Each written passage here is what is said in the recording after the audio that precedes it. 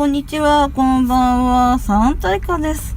今日ね、1分前に劇場入って、なんとか間に合ってみました。3月のライオンです。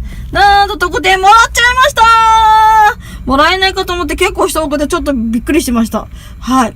地元じゃなくてちょっと離れた位置で、今動画をじゃなくて違う映画を見てきました。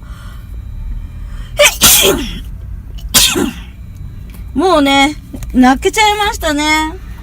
こう、人との付き合いが苦手なレイ君が、ここまで変われるんだな、っていうので。そう、これがね、あったのいいな、あったのいいな、あったのです。これ、かわいい。はい、雪だるまあったかな覚えてないけど。はい、これ、後編の、3月のライオンのパンフレとなっております。はい。レイ君、かっちょいい弟ですね。で、じゃん。はい。これなんだいきますね。はい。レイ君仕様の、レイ君が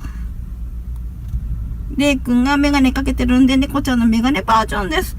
かわいいですね。はい。こうやって、買ってきました。はい。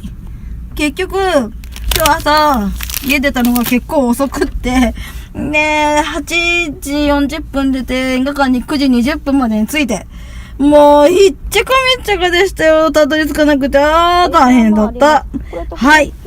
今ね、まだ3月のライオンを、前編と後編やってますんで、モーニングがあれば1回1100円まあ、1300円もあると思うんですが、見れます。はい。結構ね、マナーのいい映画館で見ることをお勧めします。はい。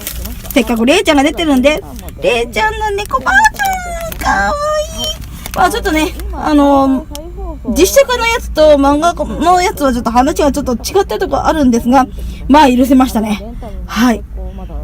いやーでも本当に見に行ってよかったと思っております。はい。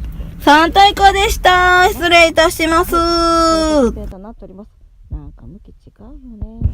ちょっと待って。